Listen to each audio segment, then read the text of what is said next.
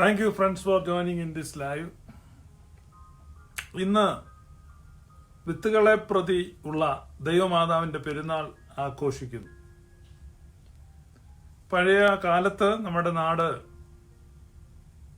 ക്രൈസ്തവർ പൂർണ്ണമായും കൃഷിയിൽ ആശ്രയിച്ച് ജീവിച്ചിരുന്നു. അവരുടെ ജീവനും ജീവിതവും കൃഷിയുമായി ചുറ്റിപ്പറ്റിയായിരുന്നു. അതുകൊണ്ട് ഈ ദിവസം വിത്തുകളെ അനുഗ്രഹിക്കുന്ന പെരുന്നാളാണ്. വിത്തുകളുടെ മേൽ പരിശുദ്ധ മാതാവിന്റെ പ്രാർത്ഥനയുടെ അനുഗ്രഹങ്ങൾ ഉണ്ടാകുവാൻ പൂർവികകാലത്ത് വലിയ പ്രാധാന്യമുള്ള ഒരു പെരുന്നാളായിരുന്നു. കൃഷിയുമായി ബന്ധപ്പെട്ട് 3 പെരുന്നാളുകൾ മാതാവിന്റെ പേരിൽ സഭ ആഘോഷിക്കുന്നുണ്ട്. കൃഷിയുമായി ബന്ധപ്പെട്ട് എഫേസോസിൽ വലിയ ഒരു അത്ഭുതം മാതാവിന്റെ ആഗമനത്തോടെ നടന്നതായിട്ട് ബന്ധപ്പെട്ടാണ് ഇത്തരത്തിൽ ഉള്ള പെരുന്നാളുകൾ സഭയിൽ ആചരിക്കാൻ തുടങ്ങിയത്. മെയ് മാസത്തിലാണ് വിളവുകളുടെ പെരുന്നാള് ആഘോഷിക്കുന്നത്. കഴിഞ്ഞ വർഷം മെയ് മാസം നമ്മൾ ആ സ്റ്റോറി വളരെ വിശദമായിട്ട് ചിന്തിച്ചതാണ്. വിത്തുകളെ പ്രതി ഉള്ള പെരുന്നാൾ. പൗലോസ്ലീഹ പറയുന്നുണ്ട്, ഞാൻ നട്ടു, അപ്പൊല്ലോസ് നനച്ചു, ദൈവമാകുന്നു വളരുമാറാക്കിയത്. വിത്ത് എന്നുള്ളതാണ് ഈ പ്രപഞ്ചത്തിലെ ഏറ്റവും വലിയ അത്ഭുതം. സീഡ്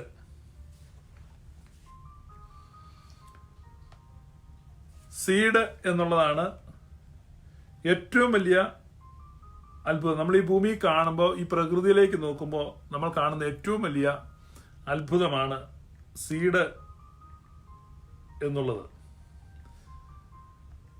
നമ്മൾ ഒരിക്കലും അത് ഈ വിത്തുകളുടെ സുവിശേഷം എന്താണെന്ന് വിശദമായി ഡിസ്കസ് ചെയ്തതാണ്.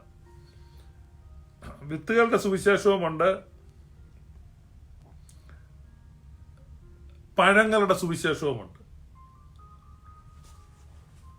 പഴം എന്ന് പറയുമ്പോൾ നമ്മൾ ആ വൃക്ഷവുമായിട്ട് ബന്ധപ്പെട്ട് കിടക്കുന്നതാണ്. നമുക്ക് വ്യക്തമായിട്ട് കാണാൻ പറ്റും ആ വൃക്ഷവുമായിട്ട് ആ പഴത്തിനുള്ള ബന്ധം. പക്ഷെ ആ പഴത്തിനുള്ളിലെ വിത്തിന് പഴവുമായിട്ട് നേരിട്ട് ബന്ധമൊന്നുമില്ല, വൃക്ഷവുമായിട്ട് നേരിട്ട് ബന്ധവുമില്ല. യാതൊരു ബന്ധവുമില്ലാതെയാണ് വിത്തിരിക്കുന്നത്. അറ്റാച്ച്ഡ് അല്ല, ഫിസിക്കലി ഒബ്വിയസ്ലി അറ്റാച്ച്ഡ് അല്ല. ഈ വൃക്ഷത്താൽ ഈ പഴം കിടക്കുമ്പോൾ ആ വൃക്ഷത്തിന്റെ ഫലം നമ്മൾ കാണുന്നു, നമ്മൾ ആസ്വദിക്കുന്നു, നമ്മളത് അനുഭവിക്കുന്നു, നമ്മളതിനെ രുചിക്കുന്നു, അപ്രീഷിയേറ്റ് ചെയ്യുന്നു. പക്ഷേ ആ വിത്തിന് ആ വൃക്ഷവുമായി ഡയറക്റ്റ് ഒരു ബന്ധവും നമ്മൾ കാണുന്നില്ല. പഴം അധികം നാൾ നിൽക്കുന്നില്ല, പഴം ചീഞ്ഞു പോകും, നശിച്ചു പോകും. പക്ഷെ വിത്ത് എത്ര വർഷങ്ങൾ വേണമെങ്കിലും ഇരിക്കും. 3000 വർഷങ്ങൾക്ക് മുമ്പ് പിരമിഡിൽ കെട്ടിവെച്ചിരുന്ന വിത്തുകൾ ചില വർഷങ്ങൾക്ക് മുമ്പ് ശാസ്ത്രജ്ഞന്മാർ കിളിപ്പിച്ചു. പിരമിഡിൽ നിന്ന് കിട്ടുകയാണ്. ആ വിത്തിനങ്ങൾ 3000 വർഷത്തിൽ അധികം പഴക്കമുള്ളതാണ്. നോക്കുക, 3000 വർഷം കഴിഞ്ഞിട്ടും ആ ജീവന്റെ ശക്തി ആ വിത്തിനകത്തുണ്ടായിരുന്നു.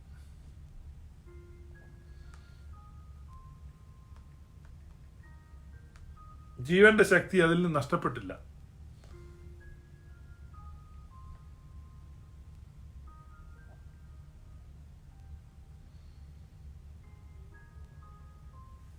അപ്പൊ എന്താണ് ആ ജീവന്റെ ശക്തി?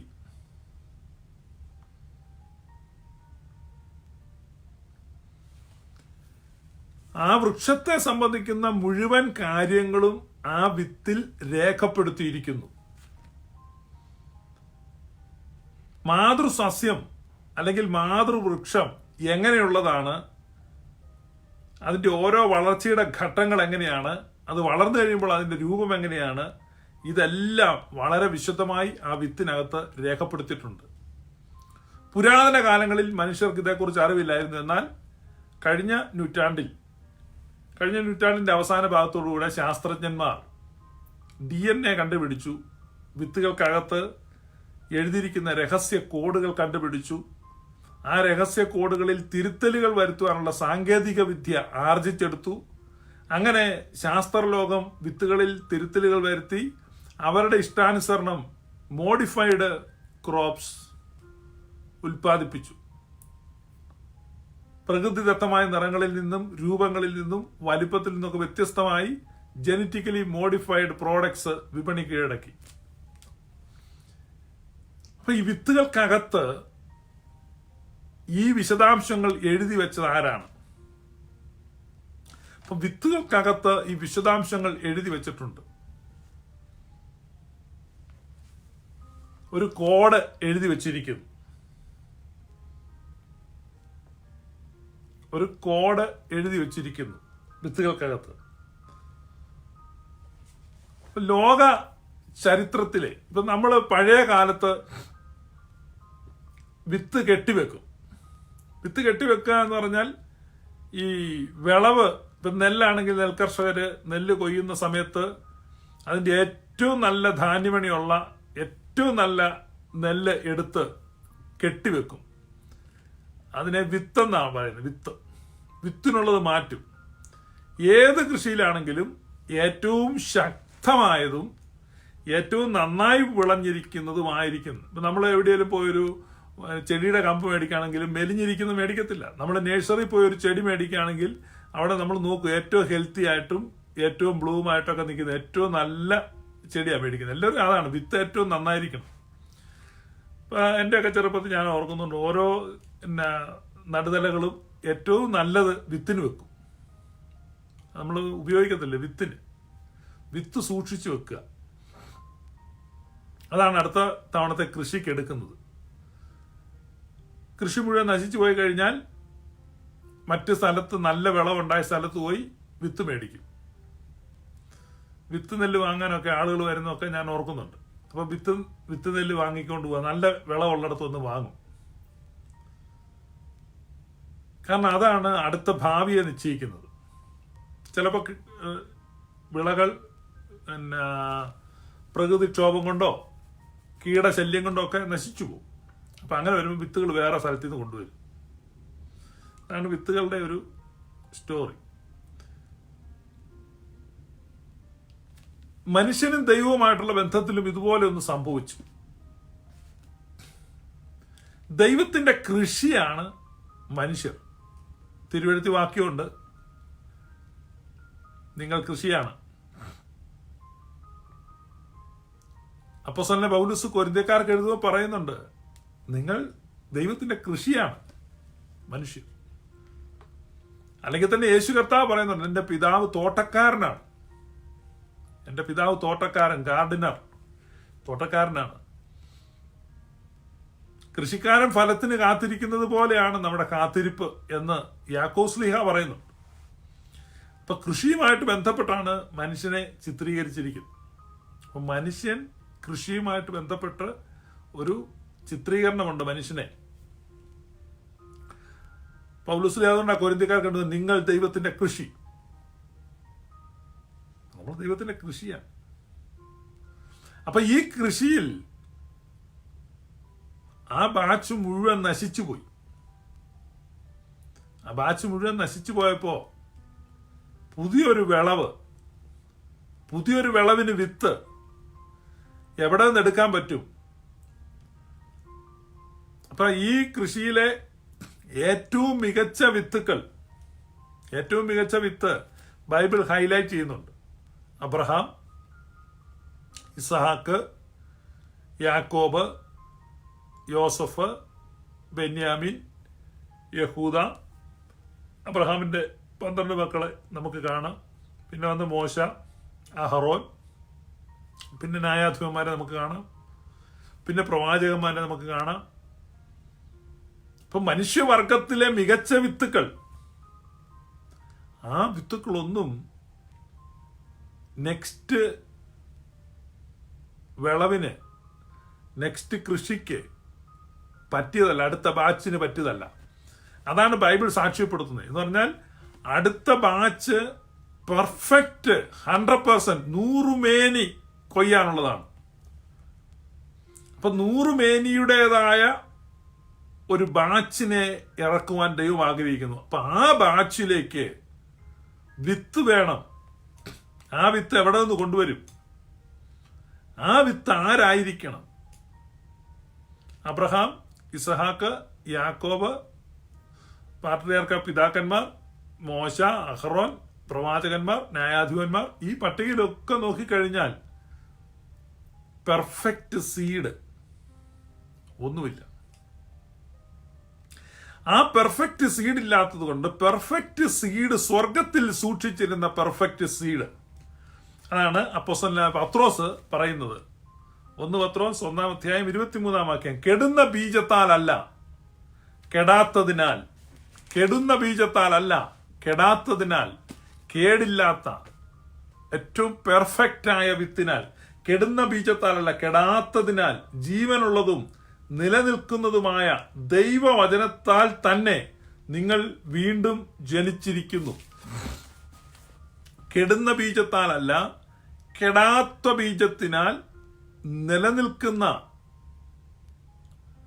ശ്രേഷ്ഠമായ ദൈവവചനത്താൽ നിങ്ങൾ വീണ്ടും ജനിച്ചിരിക്കുന്നു. ഇവിടെ നമുക്ക് വലിയൊരു തെറ്റിദ്ധാരണ വരാറുണ്ട്. ഞാൻ ഈ ലൈവ് സ്ഥിരമായി കേൾക്കുന്നവർക്ക് അതറിയാം. ആരെങ്കിലും പുതുതായിട്ടൊക്കെ ചോദിച്ചിട്ടുണ്ട്, അവർക്ക് വേണ്ടിയാണ് വീണ്ടും എക്സ്പ്ലെയിൻ ചെയ്യുന്നത്.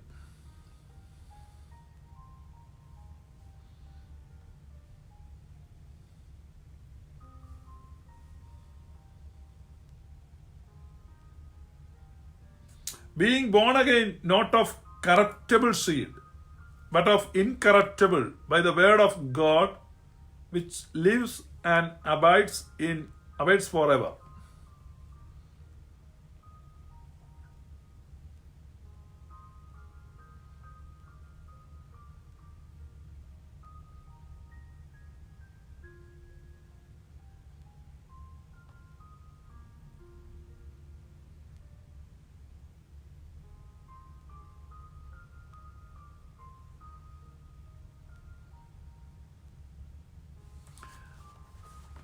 ദൈവവചനം എന്നാൽ എന്താണ്? ദൈവവചനം എന്നാൽ എന്താണ്? ഇത് നമ്മൾ വളരെ ഡിസ്കസ് ചെയ്തിട്ടുള്ളതാണ്. ദൈവവചനം ലോഗോസ്, ലോഗോസ്, മെമ്ര ഓഫ് ഗോഡ്. ദൈവവചനം എന്ന് പറഞ്ഞാൽ original design of human being. ഇപ്പം ഞാനിത് പറയുന്നത് നമ്മുടെ ഈ ബ്രദറൻകാര് വിഭാഗത്തിൽപ്പെട്ട ആളുകൾക്ക്, അതോടൊപ്പം തന്നെ പെന്തക്കോസ്തുകാർക്കും യാക്കോബായക്കാർക്കും കോമൺ കൂട്ടായ്മയ്ക്ക് പോകുന്ന ആളുകൾക്കും, ചുരുക്കി പറഞ്ഞ ശരാശരി ക്രിസ്ത്യാനികൾക്കൊക്കെ, അപ്പൊ ഇവാഞ്ചലിക്കൽ വേൾഡിൽ എക്സ്പോസ്ഡ് ആയിരിക്കുന്ന സകല ക്രൈസ്തവർക്കും ഉള്ള ഒരു ചിന്ത, ദൈവവചനം എന്ന് പറഞ്ഞാൽ ഈ ബൈബിളാണെന്നൊരു ചിന്തയുണ്ട്, ഒരു തെറ്റിദ്ധാരണയുണ്ട്. ദൈവവചനത്താൽ വീണ്ടും ജനിച്ചു എന്ന് പറയുമ്പോൾ ഇവരുടെ ധാരണ ബൈബിൾ ഉദ്ധരിച്ചുള്ള ഒരു പ്രസംഗം നിമിത്തം വീണ്ടും ജനിച്ചു എന്നുള്ളതാണ്. അത് തെറ്റാണ്. ബൈബിൾ ഉദ്ധരിച്ച് ഒരാൾ പ്രസംഗിക്കുന്നു, ആ പ്രസംഗം കേൾക്കുമ്പോൾ ഒരാൾ ക്രിസ്തുമതം സ്വീകരിക്കാൻ പെർസ്വേഡഡ് ആകുന്നു. അപ്പൊ ഒരാളെ ക്രിസ്തുമതത്തിലേക്ക് മതപരിവർത്തനം നടത്തത്തക്ക ശക്തിയുള്ള ഒരു പ്രസംഗം ബൈബിൾ ഉദ്ധരിച്ച് പ്രസംഗിക്കുമ്പോൾ, അല്ലെങ്കിൽ മതപരിവർത്തനം, അല്ലെ സഭാപരിവർത്തനം, കത്തോലിക്ക സഭയിൽ നിന്നൊരാളെ പെന്തക്കോസ്തിലേക്ക്, അല്ലെങ്കിൽ യാക്കോബായ സഭയിൽ നിന്നൊരാളെ ബ്രദറിനിലേക്ക് ഒക്കെ ആകർഷിച്ചു കൊണ്ടുപോകുവാൻ തക്കവണ്ണം വശീകരണ ശക്തിയുള്ള ഒരു പ്രഭാഷണം ബൈബിൾ വാക്യങ്ങൾ ഉദ്ധരിച്ച് പ്രസംഗിക്കുമ്പോൾ അയാൾ കൺവേർഷന് സമ്മതിക്കുമ്പോൾ അതാണ് വീണ്ടും ജനനം എന്ന് തെറ്റിദ്ധരിച്ചിരിക്കുന്നു. അത് വീണ്ടും ജനനമല്ല, അത് കൺവേർഷനാണ്. That is just conversion. അതുപോലെ ഈ ബൈബിളിൽ കാണുന്ന ഇതല്ല ദൈവവചനം. ഇപ്പൊ ദൈവവചനം എന്നാൽ എന്താണ്? ആദിയിൽ വചനമുണ്ടായിരുന്നു, ആദിയിൽ വചനമുണ്ടായിരുന്നു, ആദിയിൽ ഈ ബൈബിൾ ഇല്ലായിരുന്നു. നിങ്ങളുടെ തെറ്റിദ്ധാരണകൾ മാറാനാണ് ഞാൻ ഈ തരത്തിൽ അത് പ്രസന്റ് ചെയ്ത്. വീണ്ടും പറയാം, ആദിയിൽ വചനമുണ്ടായിരുന്നു, ആദിയിൽ ബൈബിൾ ഇല്ലായിരുന്നു. ഒന്നുകൂടെ, ആദിയിൽ വചനമുണ്ടായിരുന്നു. ആദിയിൽ എന്ന് പറഞ്ഞാൽ എന്താണ്? എന്തെങ്കിലുമൊക്കെ സൃഷ്ടിക്കപ്പെടുന്നതിന് മുമ്പ് ആദിയിൽ ദൈവം എന്ത് ചെയ്തു? ആകാശവും ഭൂമിയും സൃഷ്ടിച്ചു. അപ്പൊ ആദിയിൽ ദൈവം ആകാശവും ഭൂമിയും സൃഷ്ടിച്ചു. ആ ആദിയിൽ ആകാശത്തിന്റെയും ഭൂമിയുടെയും സൃഷ്ടിക്ക് മുമ്പ് എന്തുണ്ടായിരുന്നു? ബൈബിൾ ഉണ്ടായിരുന്നു. അപ്പൊ നിങ്ങളുടെ ആ ബോഷത്വം മാറാനാണ് ഞാനിത് പറയുന്നത്. എന്നോട് പിണങ്ങൊന്നും ചെയ്യല്ലേ, നിങ്ങളുടെ ബോഷത്വം മാറാൻ വേണ്ടി സ്നേഹത്തോടെ പറയുന്ന. അപ്പൊ ആദിയിൽ ദൈവം ആകാശവും ഭൂമിയും സൃഷ്ടിച്ചു. അതേ ആദിയിൽ വചനമുണ്ടായിരുന്നു, ബൈബിൾ ഇല്ലായിരുന്നു.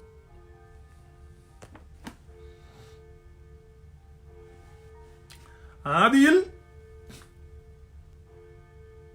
വചനമുണ്ടായിരുന്നു, പക്ഷെ എന്തില്ലായിരുന്നു? ബൈബിൾ ഇല്ലായിരുന്നു. ഇതല്ല വചനം. വചനം എന്ന് പറഞ്ഞാൽ ലോഗോസ്, ലോജിക് ഓഫ് ഗോഡ്. ഉളവായതെല്ലാം വചനം മുഖാന്തിരം ഉളവായി. ഉളവായതെല്ലാം വചനം മുഖാന്തിരം ഉളവായി എന്ന് പറഞ്ഞാൽ ബൈബിൾ മുഖാന്തിരം ഉളവായെന്ന്. God created the whole universe using this book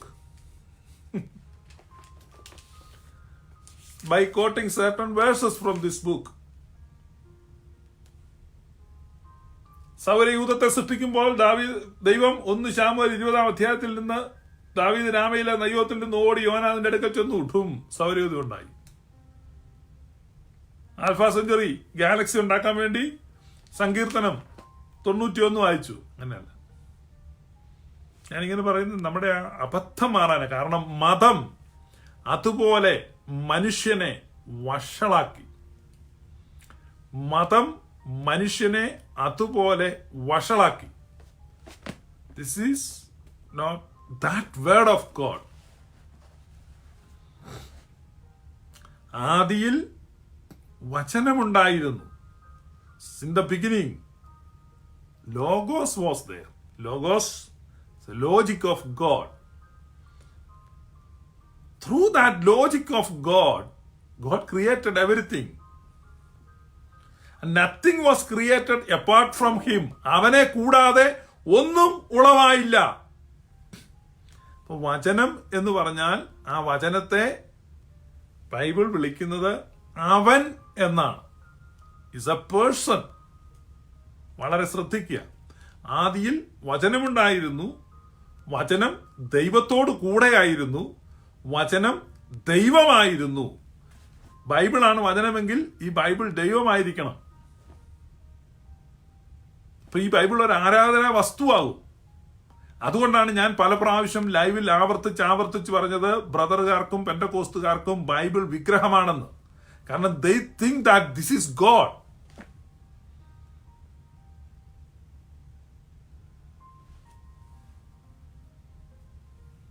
You are idol worshippers. നിങ്ങൾ വിഗ്രഹാരാധികളാണ്.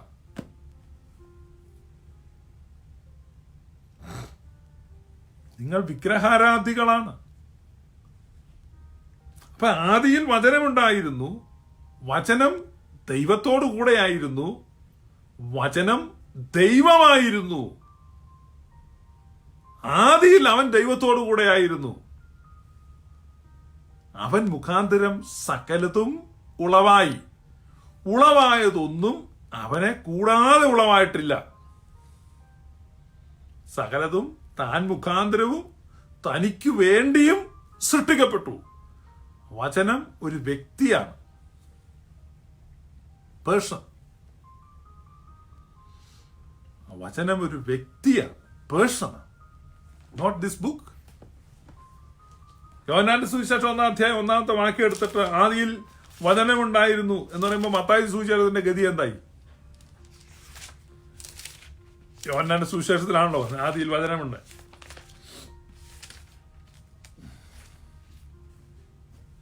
ആദിയിൽ വചനമുണ്ടായിരുന്നു. എബ്രായ ലേഖനം 4-ാം അധ്യായത്തിൽ നിങ്ങൾ വായിച്ചു നോക്കണം. എബ്രായ ലേഖനം 4-ാം അധ്യായം 12-ാമത്തെ വാക്യം. അവിടെ വായിക്കുമ്പം ദൈവത്തിന്റെ വചനം ജീവനും ചൈതന്യവുമുള്ളതായി ഇരുവായത്തിലുള്ള ഏത് വാളിനേക്കാളും മൂർച്ചയേറിയതും പ്രാണനെയും ആത്മാവിനെയും സന്ധിമച്ചകളെയും വേർപിടിക്കും വരെ തുളച്ചു ചെല്ലുന്നതും ഹൃദയത്തിലെ ചിന്തനങ്ങളെയും ഭാവങ്ങളെയും വിവേചിക്കുന്നതുമാകുന്നു. അവന് മറഞ്ഞിരിക്കുന്ന ഒരു സൃഷ്ടിയുമില്ല. മനസ്സിലായോ?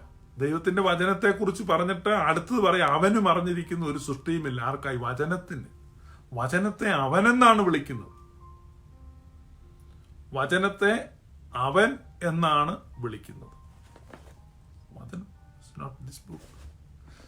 The seed. ആ സീഡിനെ കുറിച്ചാണ് പത്രോസ് അപ്പോസ്തലൻ പറയുന്നത്. അൺപെരീഷബിൾ സീഡ്. അൺപെരീഷബിൾ സീഡ്. ഇതല്ലത്. ഇത് കത്തിച്ച് കളയാം.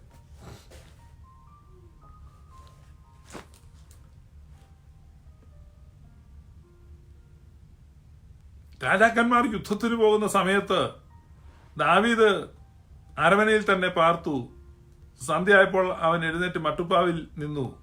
അപ്പോൾ സുന്ദരിയായ ഒരു സ്ത്രീ കുളിക്കുന്നത് കണ്ടു. ഇതാണ് ദൈവത്തിന്റെ വചനം എന്നാണ് ആളുകൾ ചിന്തിക്കുന്നത്. അതല്ല ദൈവത്തിന്റെ വചനം. ദൈവത്തിന്റെ വചനം ഒരു വ്യക്തിയാണ്. കെടുന്ന ബീജമല്ല, കെടാത്ത ബീജം എന്ന് പറഞ്ഞാൽ അത് സ്വർഗത്തിൽ എന്നേക്കും സ്ഥിരമായിരിക്കുന്ന വചനം. സങ്കീർത്തനം 119:89 നിന്റെ വചനം സ്വർഗത്തിൽ എന്നേക്കും സ്ഥിരമായിരിക്കുന്നു എന്ന് പറഞ്ഞാൽ ബൈബിളിന്റെ ഒരു കോപ്പി സ്വർഗത്തിൽ വെച്ചിരിക്കുന്ന ആളുകൾ ചിന്തിക്കാം. അല്ലെങ്കിൽ അങ്ങനെ ചിന്തിക്കാൻ തക്കവണ്ണം മതം ആളുകളെ വഞ്ചിച്ചു. അപ്പൊ സ്വർഗത്തിൽ എന്നേക്കും സ്ഥിരമായിരിക്കുന്ന വചനം the logos of God, memra of God, ഒരു പേഴ്സണാണ്. അത് സ്ഥിരമായി സ്വർഗത്തിലിരിക്കുന്ന ഒരു മാറ്റവും. അപ്പൊ സ്വർഗത്തിൽ സ്ഥിരമായിരിക്കുന്ന ആ വചനം വഷളായ മനുഷ്യവർഗത്തിലേക്ക് ഇറങ്ങി വന്നു. എന്തിനാണ്? മനുഷ്യവർഗത്തിന്റെ കറപ്ഷൻ മാറുവാൻ, ദ്രവത്വം മാറുവാൻ.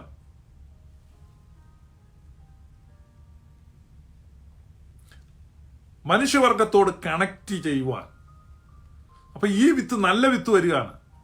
മുഴുവൻ കെടുന്ന ബീജങ്ങളാണ്. ഈ കെടുന്ന ബീജങ്ങളുടെ ഇടയിലേക്ക് ഈ കെടാത്ത ബീജം വരികയാണ്.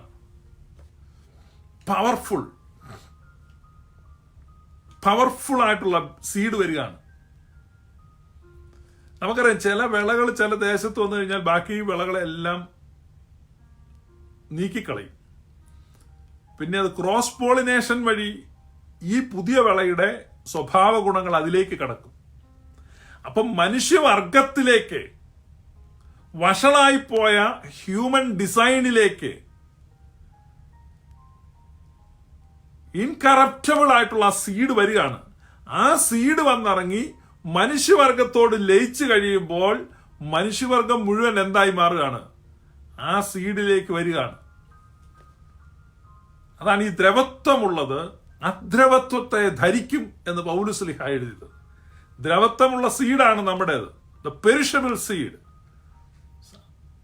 ഇംപെരീഷബിൾ സീഡ് വന്നപ്പോൾ ആ ഇംപെരീഷബിൾ സീഡിലേക്ക് പെരിഷബിൾ സീഡ് എന്ത് ചെയ്യാണ്? കണക്ട് ആയി കഴിയുമ്പോൾ ആ DNA മാറുകയാണ്. അപ്പൊ ഹ്യൂമൻ DNA മാറ്റി എഴുതുവാൻ ഇത് കൃഷിയുമായിട്ട് ബന്ധപ്പെട്ട് പൗലോസ് വിശദീകരിക്കുന്നുണ്ട്. അതെവിടെയാണ്? റോമാലേഖനത്തിൽ 11-ാം അധ്യായത്തിലാണ്. വിശദീകരണം ഇങ്ങനെയാണ്: കാട്ടൊലിവായിരുന്ന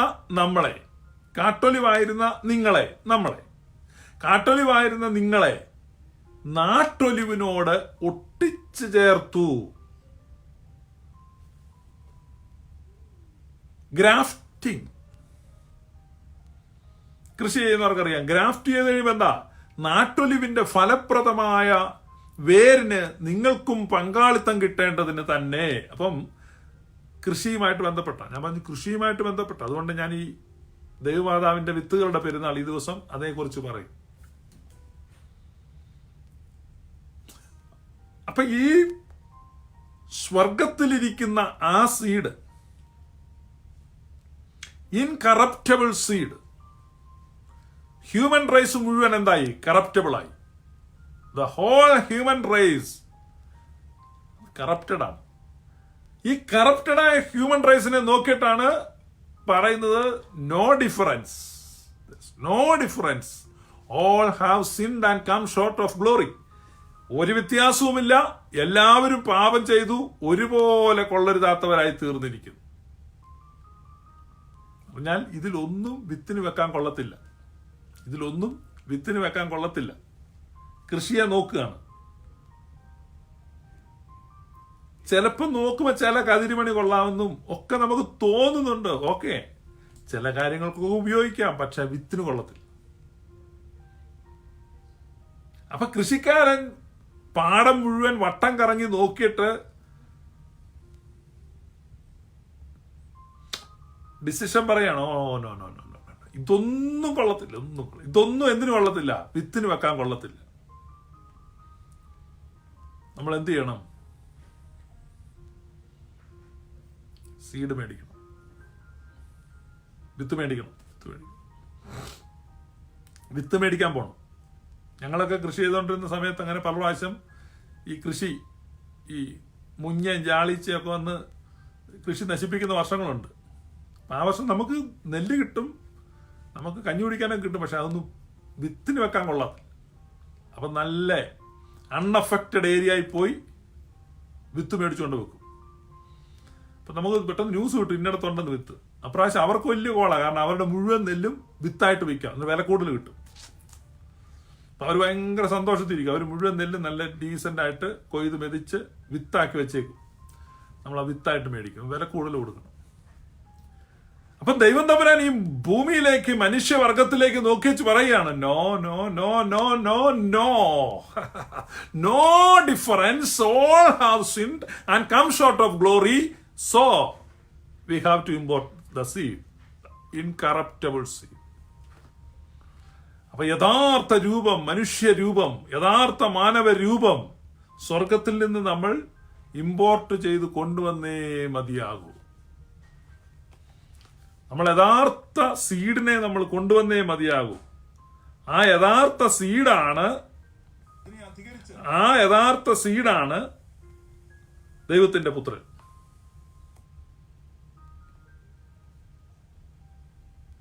ആ യഥാർത്ഥ സീഡ്.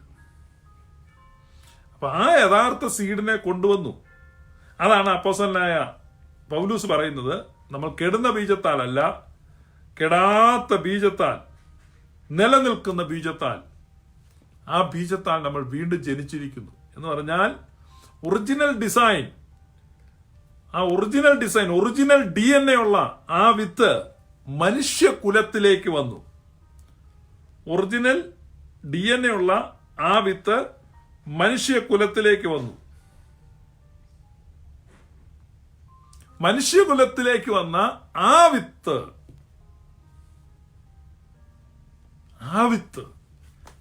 വിത്ത് വന്ന് പതിക്കുന്നത് സ്വർഗീയ വിളനിലമായിരിക്കുന്ന പരിശുദ്ധ മറിയത്തിലാണ്. That is a significance of Theotokos. ഇതാണ് പരിശുദ്ധ ദൈവമാതാവ്, കന്യക മർത്തമറിയാം അമ്മയുടെ ക്രിസ്തീയ ദൈവശാസ്ത്രത്തിലുള്ള അദ്വിതീയ സ്ഥാനം. യേശു ക്രിസ്തു പന്ത് പോലെ വന്നു എന്ന് പഠിപ്പിക്കുന്നവർ, നമ്മുടെ ഈ ഓൺലൈനിൽ പോപ്പുലർ ആയിരിക്കുന്ന Sebastian Punnakkal, ES Thomas, Anil Kodithottam, ഇവരൊക്കെ സാധാരണ ഇവിടെ പഠിപ്പിക്കുന്ന, അവര് വാദിക്കുന്നതും, ഞാൻ അവരുടെ പേര് പറഞ്ഞെങ്കിൽ അവരല്ല, ആ ഗ്രൂപ്പിൽ മൊത്തം ആളുകളാണ്. അപ്പൊ അവരുടെ ടീച്ചിങ്, അവരെന്താ പഠിപ്പിക്കുന്നേ? യേശു മറിയത്തിന്റെ ഉദരത്തിൽ കിടന്നെങ്കിലും മറിയവുമായി ബന്ധമില്ലായിരുന്നു, ഒരു പന്ത് പോലെ കിടക്കുകയായിരുന്നു. നോ കണക്ഷൻ, ഒരു ബന്ധമില്ലാതെ ഇങ്ങനെ കിടന്നു. വളരെ ബുദ്ധിമുട്ടി. എന്തിനാണ് അങ്ങനെ ഒരു നാടകം നടത്തിയതെന്ന് അവരോട് ചോദിച്ചാൽ അവർക്കറിയത്തില്ല. ബന്ധമില്ലാതെ കിടന്നാൽ നിങ്ങൾ ചിന്തിക്കുക, ഈ ഇൻകറപ്റ്റബിൾ ആയിട്ടുള്ള ഈ സീഡ് മനുഷ്യവർഗവുമായി കണക്റ്റഡായി അതിനുവേണ്ടി ഇറങ്ങി വന്നേ. അപ്പൊ ഇൻകറപ്റ്റബിൾ ആയിട്ടുള്ള ഈ സീഡ് മനുഷ്യവർഗവുമായി കണക്റ്റഡ് ആയത് പരിശുദ്ധ മറിയത്തിലാണ്. ഇൻകറപ്റ്റബിൾ ആയിട്ടുള്ള സീഡ്.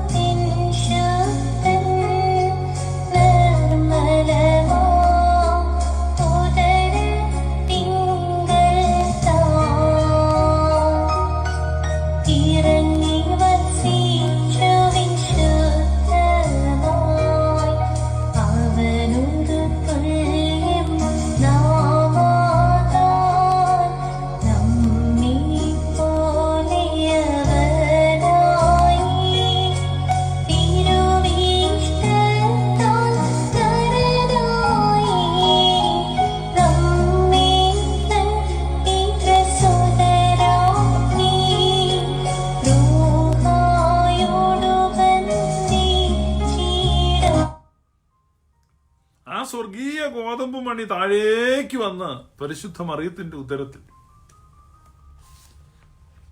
അവിടെ മനുഷ്യന്റെ രക്ഷ അവിടെയാണ് സാധിക്കുന്നത്.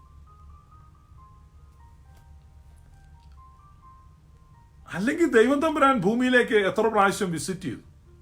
അബ്രഹാമിനോട് സംസാരിച്ചില്ലേ? മോശയോട് സംസാരിച്ചില്ലേ? പ്രവാചകന്മാരിൽ പലർക്കും വെളിപ്പെട്ടില്ലേ? അതുപോലെ വെളിപ്പെട്ട് വന്നിട്ട് മനുഷ്യവർഗത്തെ അങ്ങ് രക്ഷിക്കാമായിരുന്നു.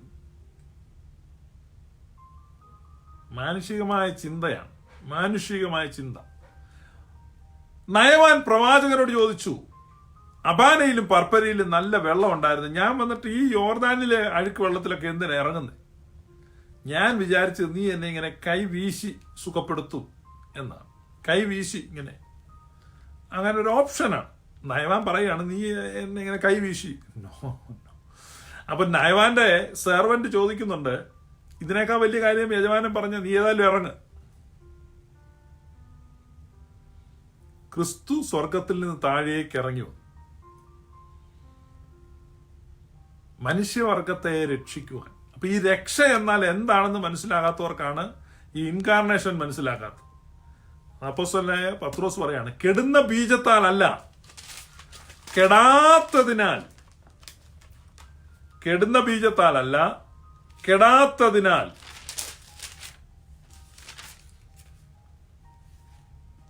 ജീവനുള്ളതും നിലനിൽക്കുന്നതുമായ ദൈവവചനത്താൽ തന്നെ നിങ്ങൾ വീണ്ടും ജനിച്ചിരിക്കുന്നു. അവിടെ ഒന്ന് നിൽക്കണം.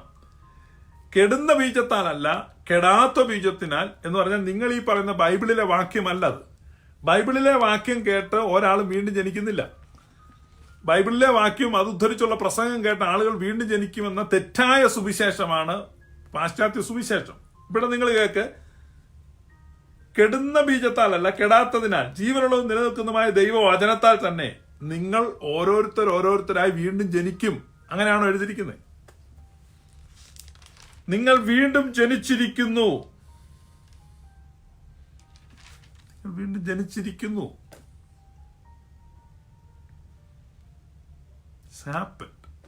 ദൈവവചനത്താൽ നിങ്ങൾ എന്ത് ചെയ്തിരിക്കുന്നു? വീണ്ടും ജനിച്ചിരിക്കുന്നു. എങ്ങനെ?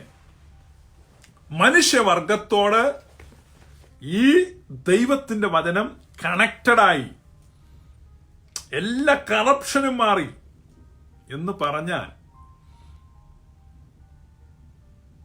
കറപ്റ്റഡ് ആയ ഒരു കമ്പ്യൂട്ടർ, ആ കമ്പ്യൂട്ടറിലേക്ക് എന്ത് ചെയ്യാണ്? ഒരു ആന്റിവൈറസ് ഇൻസ്റ്റാൾ ചെയ്യുമ്പോൾ ഈ ആന്റിവൈറസ് എന്ത് ചെയ്യും? വൈറസുകളെ നിർവീര്യമാക്കി ഇങ്ങനെ സ്പ്രെഡ് ചെയ്തു പോകും. അതൊരു പരിധിയാണ്.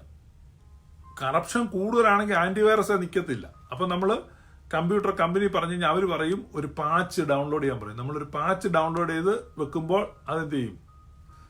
സെറ്റാവും. വീണ്ടും കറപ്ഷൻ കൂടുതലാണ്. ഭയങ്കര വൈറസ് ആണെങ്കിൽ പിന്നെ ഒരു രക്ഷയില്ല, ഒറ്റ പണിയുള്ളൂ, deep format. Computer deep format ചെയ്തിട്ട് ഒറിജിനൽ ഓപ്പറേറ്റിംഗ് സിസ്റ്റം, അതിന്റെ CD ഉണ്ട്. കമ്പ്യൂട്ടർ മേടിക്കുന്ന കൂടെ ഇന്ത്യയിൽ കിട്ടത്തില്ല. കാരണം ഇന്ത്യയിൽ മുഴുവൻ ഈ വ്യാപകമായിട്ട് കടകളിൽ വിൽക്കുന്നവരെ പൈറേറ്റഡ് സോഫ്റ്റ്വെയറോ ഓപ്പറേറ്റിംഗ് സിസ്റ്റമോ.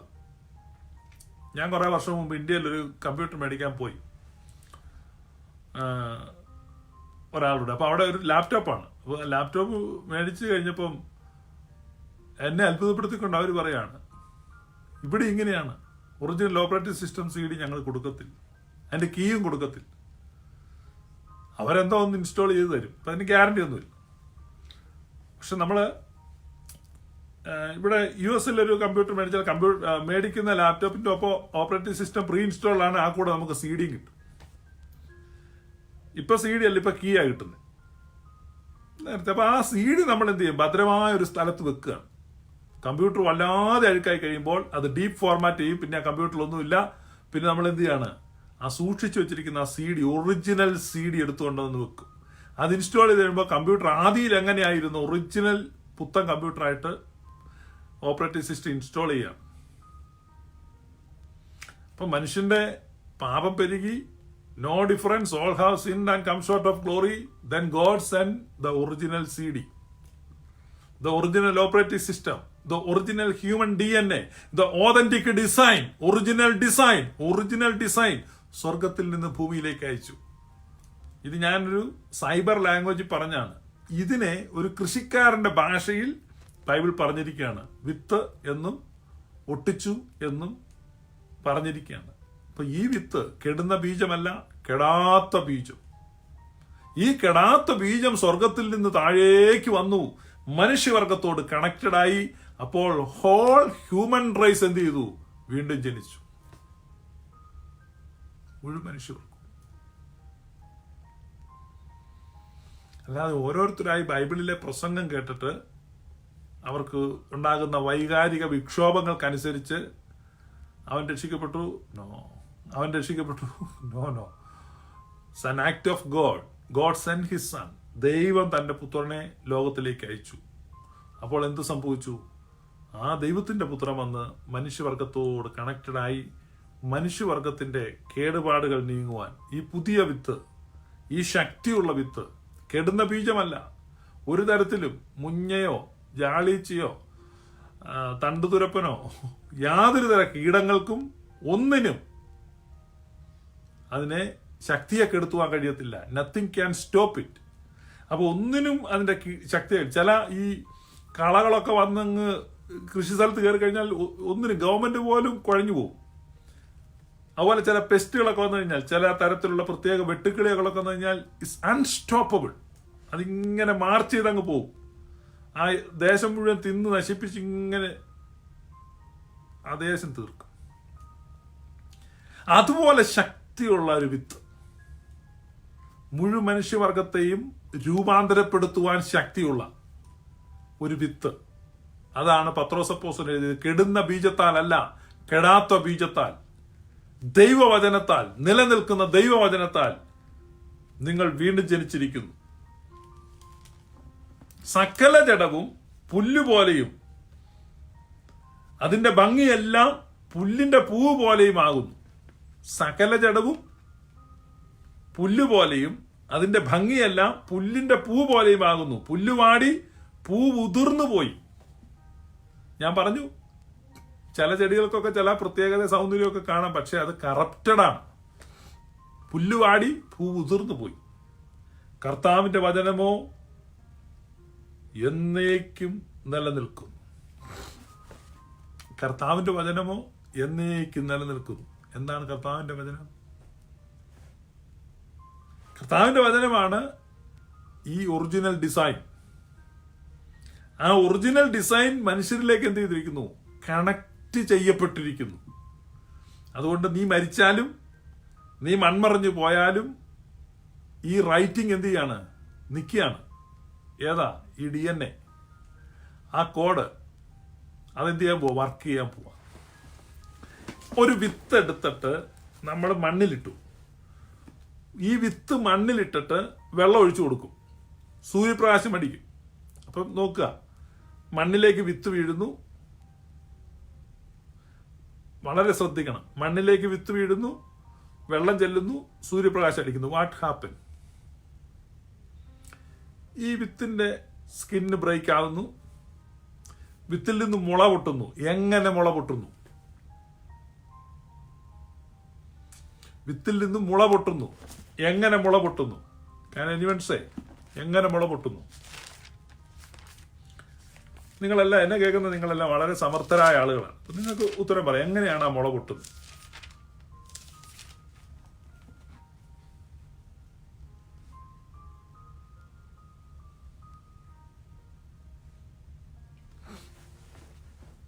എങ്ങനെയാ മുള പൊട്ടുന്നത്?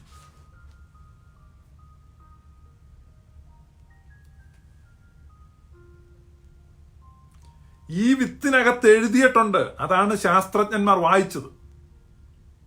ഈ വിത്തിനകത്ത് ഈ DNA എഴുതിയിട്ടുണ്ട്. ആ DNA വായിക്കുവാൻ, ജനറ്റിക്കൽ കോഡ് വായിക്കുവാൻ ശാസ്ത്രലോകം 20-ാം നൂറ്റാണ്ടിന്റെ അവസാന പാദം വരെ കാത്തിരിക്കേണ്ടി വന്നു. ശാസ്ത്രലോകം വായിച്ചു, തിരുത്താൻ പഠിച്ചു. പക്ഷേ ഒരു കാര്യം മനുഷ്യൻ ചിന്തിക്കുന്നില്ല. ഈ വിത്ത് അക്ഷരാഭ്യാസമില്ലാത്ത ഒരു ശാസ്ത്രജ്ഞനല്ല, വെറും കർഷകൻ, ഒരക്ഷരാഭ്യാസം ഇല്ലാത്ത കർഷകൻ മണ്ണിലേക്ക് ഇട്ട് കഴിയുമ്പോൾ 4-5 ദിവസം കഴിയുമ്പോൾ അതിൽ മുള പൊട്ടുന്നു.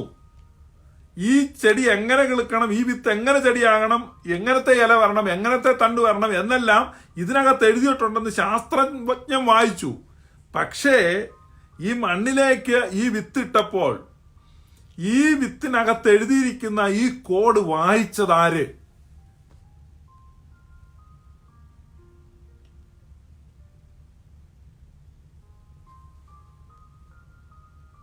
വായിച്ചതാര്? ആ വിത്തിനകത്ത് എഴുതിയിരിക്കുന്ന കോഡിനെ വായിച്ചത് മണ്ണാണ്. നമുക്ക് പുച്ഛമാ മണ്ണ് കാണുമ്പോൾ. ദൈവത്തിന്റെ ഏറ്റവും അത്ഭുതകരമായ സൃഷ്ടിയാണ് ഈ മണ്ണ്. It can read. ആ മണ്ണിന് വായിക്കാൻ ശക്തിയുണ്ട്, കഴിവുണ്ട്. അതാത് തരം വിത്തുകൾക്കകത്ത് എഴുതിയിരിക്കുന്നത് എന്താണെന്ന് ആ മണ്ണ് വായിക്കുക, വളർത്തിവിടുകയാണ്, ഉയർത്തുക. ഇത്രയുള്ളൊരു വിത്ത് നമ്മൾ വലിയൊരു പാത്രം എടുത്തിട്ട് ആ പാത്രത്തിൽ മണ്ണിട്ടിട്ട് നിങ്ങൾ ആ വിത്ത് ആ പാത്രത്തിലെ മണ്ണിലിടണം. ആ ചെടി കിളുത്ത് പൊങ്ങി ഇങ്ങനെ ചെടിയായി വന്ന് ഇങ്ങനെ പൊങ്ങി വരും. നിങ്ങളൊരു കപ്പയാണ്, ഒരു മരച്ചീനി കമ്പ് ഒരു വലിയ ചട്ടിക്കകത്ത് മണ്ണെടുത്തിട്ട് ആ മരച്ചീനി കമ്പുകൊണ്ട് ചട്ടിക്കകത്ത് കുത്തി വെക്കും. ആ മരച്ചീനിയുടെ കമ്പ് ഇങ്ങനെ പൊങ്ങി വലുതായി വരുമ്പോൾ അകത്ത് അടി കിഴങ്ങുണ്ടായി വരും. ഇത് എവിടെ നിന്ന് കിഴങ്ങ് വന്നേ? മണ്ണ് കിഴങ്ങായി മാറിയതാണോ? ഇതിനെപ്പറ്റി ചിന്തിച്ചിട്ടുണ്ടോ? മണ്ണ് കിഴങ്ങായി മാറുമോ?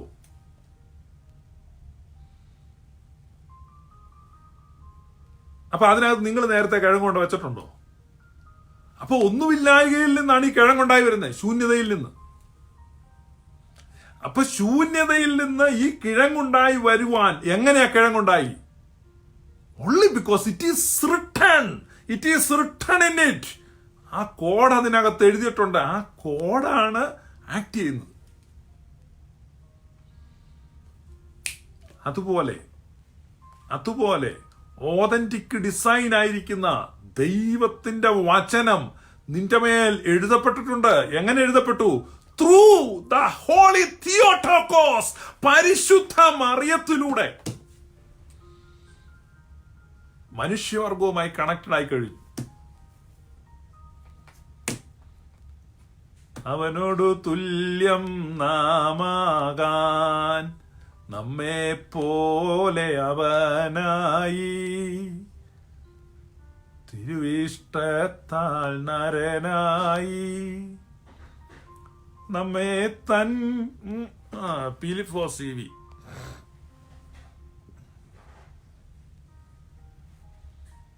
വചനം കേട്ടു മാനസാന്തരപ്പെട്ടു വീണ്ടും ജനിക്കണമെന്ന് ഫിലിപ്പോസ് CV.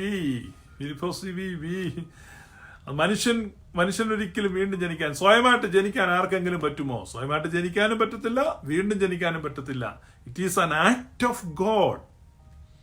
3 ഉദാഹരണം അല്ലെങ്കിൽ 3 അനാലജിയാണ് ദൈവം തമ്പുരാൻ പറഞ്ഞത്. 1 ജനനം, 2 ഉയർപ്പ്, 3 ദത്തെടുക്കൽ. ഇത് 3 ആ പാത്രങ്ങളെ കൊണ്ട് സാധിക്കുന്ന കാര്യമല്ല. സബ്ജക്റ്റീവായിട്ടുള്ള ഒരാൾ മരിച്ചു കിടക്കുകയാണ്, ആൾ ഉയർപ്പിക്കുന്നു. മരിച്ചു കിടക്കുന്ന ആൾക്ക് എന്താണ് പാർട്ട്? No part. ഒരാൾ ജനിക്കുകയാണ്, ഏത് വീട്ടിൽ ജനിക്കണം, എപ്പോൾ ജനിക്കണം, എങ്ങനെ ജനിക്കണം, ഏത് രൂപത്തിൽ ജനിക്കണം, ഏത് നിറത്തിൽ ജനിക്കണം, ഏത് മതം, ഒന്നും നമുക്ക് ചോയ്സ് ഇല്ല. ഇപ്പൊ ജനനത്തിന്റെ കാര്യത്തിൽ നമുക്ക് ചോയ്സ് ഇല്ല, ഉയർത്തെഴുന്നേൽപ്പിന്റെ കാര്യത്തിൽ നമുക്ക് ചോയ്സ് ഇല്ല, പാർട്ടില്ല. ഇതൊക്കെയാണ് ബൈബിൾ പഠിപ്പിക്കുന്നത്. ഫിലിപ്പോസ് CV ആര് പ്രസംഗിക്കുന്ന കേൾക്കുന്ന എനിക്കറിയത്തില്ല. അതുകൊണ്ട് നമ്മൾ ഇത് കേട്ട് വിശ്വസിച്ച് നമുക്കായിട്ട് വീണ്ടും ജനിക്കാൻ പറ്റത്തില്ല. മനസ്സിലായോ? വീണ്ടും ജനനം ദൈവം തമ്പുരാന്റെ പ്രവൃത്തിയാണ്. അത് സംഭവിച്ചു കഴിഞ്ഞു. ഞാൻ എൻ്റെ വിഷയം വിട്ടുപോകും, അതുകൊണ്ടാണ്. ആ വിഷയങ്ങളൊക്കെ ഞങ്ങൾ വളരെ പ്രാവശ്യം ഈ ഗ്ലോറിയസ് ഗോസ്പൽ സീരീസിൽ ഡിസ്കസ് ചെയ്തിട്ടായതുകൊണ്ട് അതിലേക്ക് വീണ്ടും പോകുന്നില്ല. അപ്പൊ ഇവിടെ സംഭവിക്കുന്നത്, ഈ പാത്രത്തിൽ വെച്ചിരിക്കുന്ന വിത്ത്, ഈ പാത്രത്തിൽ ഇട്ടിരിക്കുന്ന വിത്ത് ആ പാത്രത്തിനകത്ത് കിളുത്തു പൊങ്ങിയിട്ട് വളരെ വലിപ്പമുള്ള ഒരു ശരീരം ആ സസ്യത്തിനുണ്ടായി, അതിൽ കായകൾ ഉണ്ടായി വരുന്നു. ഇതെല്ലാം എവിടെ നിന്നുണ്ടായി വരുന്നു? Can anyone say? എവിടെ നിന്നുണ്ടായി വരുന്നു? എഴുതപ്പെട്ടിരിക്കുന്നു. അതുപോലെ മനുഷ്യവർഗം മശിഹ കണക്ട് ചെയ്തപ്പോൾ മുഴു മനുഷ്യവർഗത്തിലേക്കും ഈ ഓതന്റിക് ഡിസൈൻ പരന്നിരിക്കുന്നു. അപ്പൊ ആദാമിലൂടെ സകല മനുഷ്യരിലേക്കും മരണം വ്യാപരിച്ചു. 1 കൊരിന്ത്യർ 15-ാം അധ്യായം. എന്നാൽ ക്രിസ്തു നിദ്ര കൊണ്ടവരിൽ നിന്ന് ആദിപരമായി മരിച്ചവരുടെ ഇടയിൽ നിന്ന് ഉയർത്തിരിക്കുന്നു. മനുഷ്യൻ മൂലം മരണമുണ്ടാകിയാൽ മരിച്ചവരുടെ പുനരുത്ഥാനവും മനുഷ്യൻ മൂലമുണ്ടായി. ആദാമിൽ എല്ലാവരും മരിക്കുന്നത് പോലെ ക്രിസ്തുവിൽ എല്ലാവരും ജീവിപ്പിക്കപ്പെടും. ക്രിസ്തു വന്നു കഴിഞ്ഞപ്പോ ആദാമിന്റെ DNA എല്ലാ മനുഷ്യരിലേക്കും പരന്നതുപോലെ ക്രിസ്തുവിന്റെ DNA എല്ലാ മനുഷ്യരിലേക്കും പരന്നു. എല്ലാ മനുഷ്യരിലേക്കും, സകല മനുഷ്യരിലേക്കും. ആദാമിന്റെ DNA പരന്നതുപോലെ ക്രിസ്തുവിന്റെ ജീവപ്രദായകമായ DNA എല്ലാ മനുഷ്യരിലും പരന്നിരിക്കുന്നു.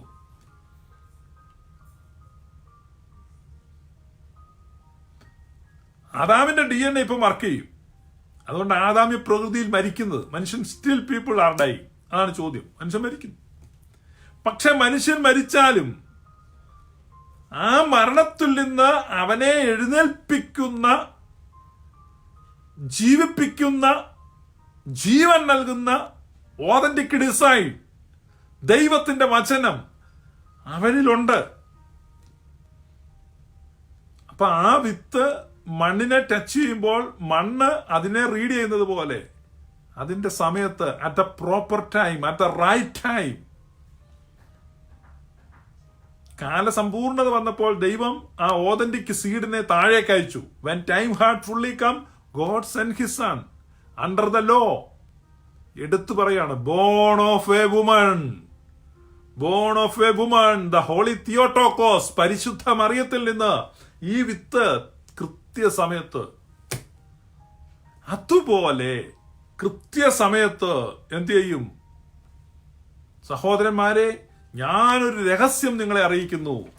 നാം എല്ലാവരും നിദ്ര കൊള്ളുകയില്ല, എന്നാൽ അന്ത്യകാഹളനാദത്തിങ്കൽ മരിച്ചവർ അക്ഷയരായി ഉയർത്തെഴുന്നേൽക്കും.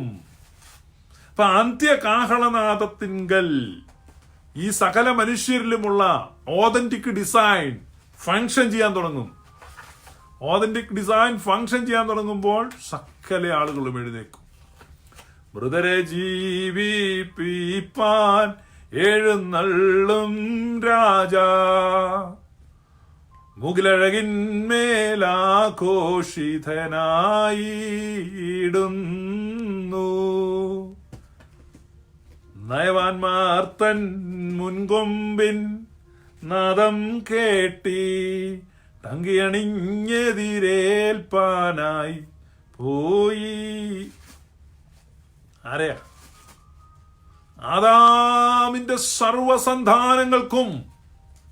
അതുകൊണ്ടാണ് സുറിയാനി സഭയുടെ ദുഃഖവെള്ളിയാഴ്ച ക്രമത്തിൽ കബറടക്കത്തിന്റെ സദറ വായിക്കുമ്പോൾ ശ്രദ്ധിക്കുക, അല്ലെങ്കിൽ ബുക്ക് കയ്യിലുള്ളവർ എടുത്ത് തുറന്നു വായിക്കുക.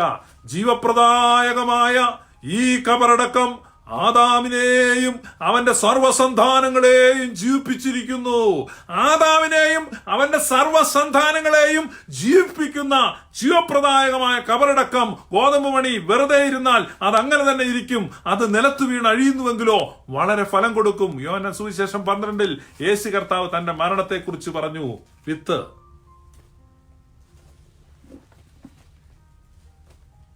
അപ്പോസ്തലനായ പൗലോസ് കൺക്ലൂഡ് ചെയ്യാണ് 1 കൊരിന്ത്യർ 15 പക്ഷെ ഒരുവൻ മരിച്ചവർ എങ്ങനെ ഉയർക്കുന്നു എന്നും ഏതുവിധം ശരീരത്തോടെ വരുന്നുവെന്നും ചോദിക്കും. മൂഢ, നീ വിതയ്ക്കുന്നത് ചത്തില്ല എങ്കിൽ ജീവിക്കുന്നില്ല. ഞാൻ ഈ ചില സമയത്ത് ഈ ലൈവ് പ്രസംഗം പറയുമ്പോൾ ഫൂൾ, ഇഡിയറ്റ് എന്നൊക്കെ വിളിക്കും. അയ്യോ, ചില ആൾക്ക് ഭയങ്കര ഒഫൻസാ. പെന്റക്കോസ്റ്റൽ ഇഡിയറ്റ്സ് എന്ന് ഞാൻ വിളിച്ചൊരു വലിയൊരു, ഇത് നിങ്ങൾ തിരുവെഴുത്തെന്ന് പറയുന്ന തിരുവെഴുത്തിനകത്ത് പൗലോസ്ലിയ മൂഢാന്നാ വിളിക്കുന്നത് എന്ന് പറഞ്ഞാൽ ഈ സെൻസ് ഇല്ലാതെ വരുന്ന ആളുകൾ അതാ വിളിക്കുന്നത്. മനസ്സിലാക്കാൻ പറ്റും. ഇത്രയും എക്സ്പ്ലെയിൻ ചെയ്തിട്ട് മനസ്സിലാകുന്നില്ല. പക്ഷെ ഒരുവൻ മരിച്ചവർ എങ്ങനെ ഉയർക്കുന്നുവെന്നും ഏതുവിധം ശരീരത്തോടെ വരുന്നുവെന്നും ചോദിക്കും. മൂഢ, നീ വിതയ്ക്കുന്നത് ചത്തില്ല എങ്കിൽ ജീവിക്കുന്നില്ല. നീ വിതയ്ക്കുന്നതോ ഉണ്ടാകുവാനുള്ള ശരീരമല്ല, കോതമ്പിന്റെയോ മറ്റു വല്ലതിന്റെയോ വെറും മണിയത്രേ വിതയ്ക്കുന്നത്. ദൈവമോ തന്റെ ഇഷ്ടം പോലെ അതിനൊരു ശരീരവും ഓരോ വിത്തിന് അതാതിന്റെ ശരീരവും കൊടുക്കുന്നു. എങ്ങനെ? ഓരോ വിത്തിന് അതാതിന്റെ ശരീരവും കൊടുക്കുന്നു. ഓരോ വിത്തിലും അതാത് കോഡുകൾ എഴുതപ്പെട്ടിരിക്കുന്നു. നിന്നിൽ എഴുതപ്പെട്ടിരിക്കുന്നു. ഏതാണ്? മശിഹായുടെ നാമം. അതുകൊണ്ടാണ് നമ്മൾ ഈ കുർബാനയ്ക്കകത്തൊക്കെ നിന്റെ നാമം വിളിക്കപ്പെട്ടിരിക്കുന്ന നിന്റെ ജനം. മനസ്സിലായോ? എന്താണ് നാമം വിളിക്കപ്പെട്ടിരിക്കുന്നത്? ഇത് authentic design, it is in you. ആദാമിന്റെ മരണം പേറുന്ന കോഡ് നിന്നിലുണ്ടെങ്കിൽ അതാണ് ഭൂമിയിൽ നിന്നുള്ളവന്റെ പ്രതിമ നമ്മൾ ധരിച്ചു എന്ന് പറയുന്നത്. അപ്പൊ ആ കോഡ് നമ്മുടെ മേൽ വന്നെങ്കിൽ the authentic design is also has arrived. ഒടുക്കത്തെ ആദാം താഴേക്ക് വന്നു. പരിശുദ്ധ മറിയത്തിൽ അവൻ ജഡം സ്വീകരിച്ചു.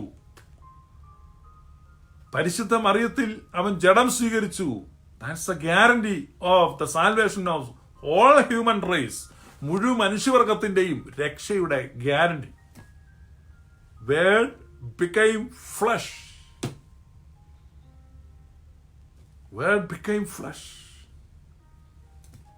വിത്തുകളെ പ്രതി പരിശുദ്ധ ദൈവമാതാവിന്റെ പെരുന്നാളാണ് ഇന്ന്.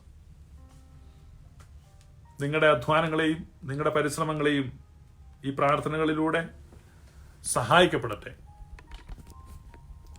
നിശ്ചയമായിട്ട് ഇന്ന് കൃഷി കൊണ്ട് മാത്രമല്ല ആളുകൾ ജീവിക്കുന്നത്.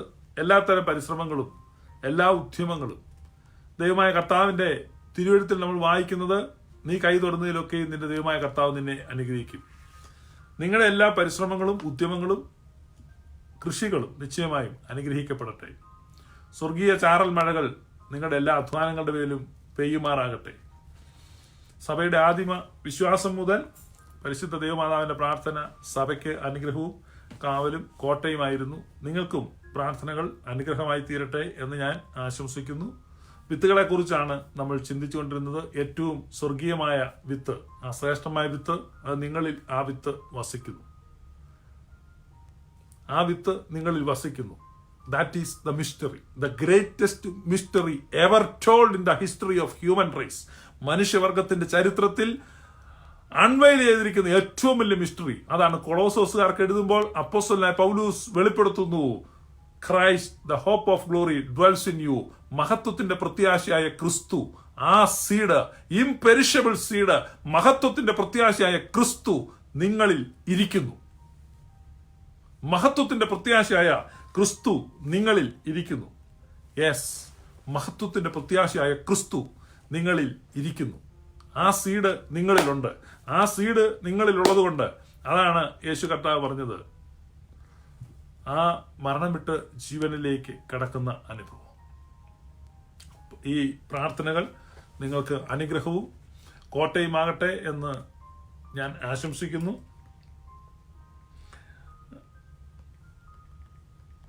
വിത്തുകളെ പ്രതിയുള്ള ഈ പെരുന്നാളിൻ്റെ ദിവസം പരിശുദ്ധ അമ്മയുടെ പ്രാർത്ഥനയാൽ നിങ്ങൾക്കെല്ലാം വലിയ അനുഗ്രഹങ്ങളും വലിയ സന്തോഷവും ഉണ്ടാകട്ടെ എന്ന് ഞാൻ പ്രാർത്ഥിക്കുന്നു. ഞാൻ എല്ലാ നന്മകളും നിങ്ങൾക്ക് ആശംസിക്കുന്നു. ദൈവം നിങ്ങളെ അനുഗ്രഹിക്കട്ടെ. ജിജി അബ്രഹാം എന്തോ ഒരു കമന്റ് എഴുതി, ഒരു സെക്കൻഡ് ഞാൻ വായിക്കാം. ദൈവകൃപയും മാതാവിൻ്റെ മധ്യസ്ഥയും താനൊരു വിളവെടുപ്പ് നടത്തി. എല്ലാ വിളവുകളെയും എല്ലാ പരിശ്രമങ്ങളെയും ദൈവം അനുഗ്രഹിക്കട്ടെ എന്ന് ആശംസിക്കുന്നു. Thank you. ഇന്ത്യയിലുള്ളവർക്ക് ഒരു ശുഭദിനം ആശംസിക്കുന്നു. അമേരിക്കയിലുള്ളവർക്ക് ശുഭരാത്രി ആശംസിക്കുന്നു. May God bless you. Thank you.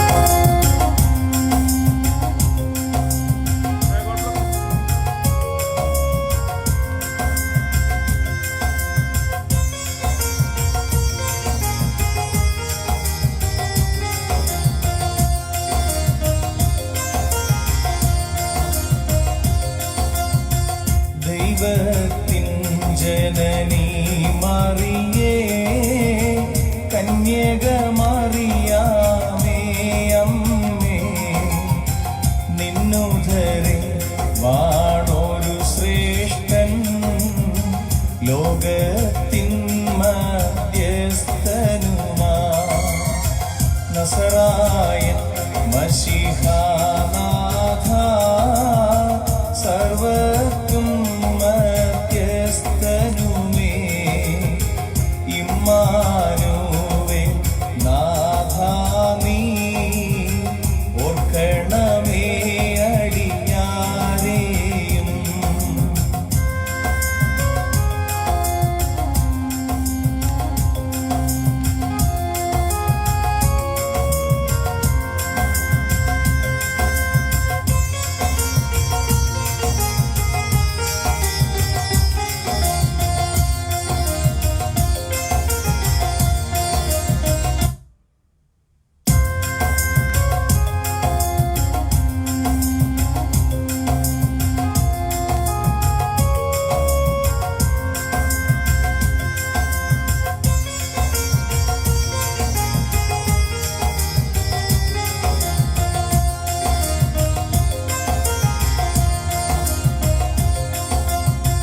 ദൈവത്തിൻ ജനനി മറിയ